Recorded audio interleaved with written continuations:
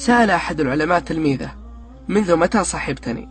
فقال التلميذ: منذ 33 سنة. لاحظ معي أخي المستمع أختي المستمع، لاحظوا معي متى من 33 سنة.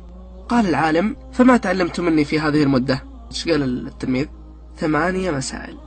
تعلمت منك 8 مسائل، يعني شيء انبهار. 33 سنة ما تعلم منه إلا 8 مسائل. ايش رد لي العالم؟ إنا لله وإنا إليه راجعون. ذهب عمري معك ولم تتعلم إلا 8 مسائل؟ شيء تعجب، استغراب. ايش قال له؟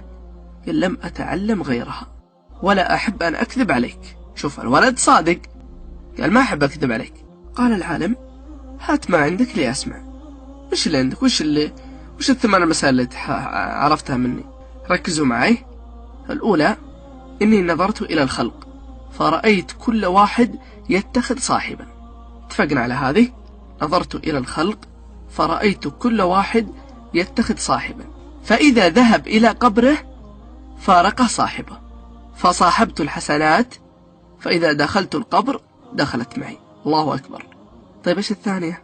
إني نظرت في قول الله تعالى: وأما من خاف مقام ربه ونهى النفس عن الهوى فإن الجنة هي المأوى. فأجهدت نفسي في دفع الهوى حتى استقرت على طاعة الله. ثالثة: إني نظرت إلى الخلق فإني رأيت أن كل من معه شيء له قيمة حفظ حتى لا يضيع. ثم نظرت إلى قول الله تعالى: ما عندكم ينفد وما عند الله باق. فكلما وقع في يدي شيء له قيمة وجهته لله ليحفظه عنده. الرابعة: إني نظرت إلى الخلق فرأيت كلا يتباهى بماله أو بحسبه أو بنسبه. ثم نظرت إلى قول الله تعالى: إن أكرمكم عند الله أتقاكم. فعملت في التقوى حتى أكون عند الله كريما. الخامسة يا تلميذ: إني نظرت إلى الخلق وهم يتحاسدون. اسمعوا يا من تحاسدون على نعيم الدنيا. إني نظرت إلى الخلق وهم يتحاسدون على نعيم الدنيا، فنظرت إلى قول الله تعالى: نحن قسمنا بينهم معيشتهم في الحياة الدنيا. فعلمت أن القسمة من عند الله فتركت الحسد عني. السادسة: أني نظرت إلى الخلق يعادي بعضهم بعضا ويبغي بعضهم بعضا ويقاتل بعضهم بعضا. ونظرت إلى قول الله تعالى: إن الشيطان لكم عدو فاتخذوه عدوا. فتركت عداوة الخلق وتفرغت لعداوة الشيطان وحده. السابعة: إني نظرت إلى الخلق فرأيت كل واحد منهم يكابر نفسه ويذلها في طلب الرزق حتى أنه يدخل فيما لا يحل له. فنظرت إلى قول الله عز وجل: وما من دابة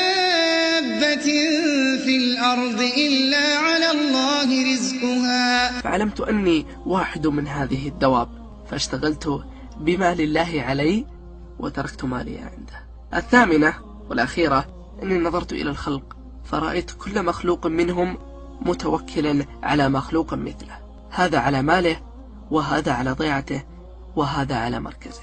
ونظرت إلى قول الله عز وجل: ومن يتوكل على الله فهو حسبه. فتركت التوكل على المخلوق واجتهدت في التوكل على الله الخالق.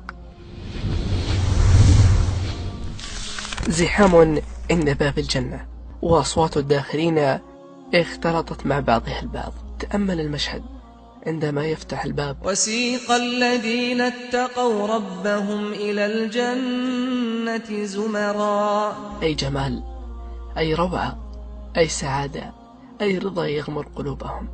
ما أحقر الدنيا في تلك اللحظة. لا إله إلا الله، فما طابت الدنيا إلا بذكره وما طابت الآخرة إلا بعفوه. أسأل الله أن يجمعني بكم في الجنة ويجعلنا ممن قال فيهم: وجوه يومئذ مسفرة ضاحكة مستبشرة. وخير الصاحب من أحبك في الله وذكرك بالله وخوفك من غضب الله ورغبك بلقاء الله.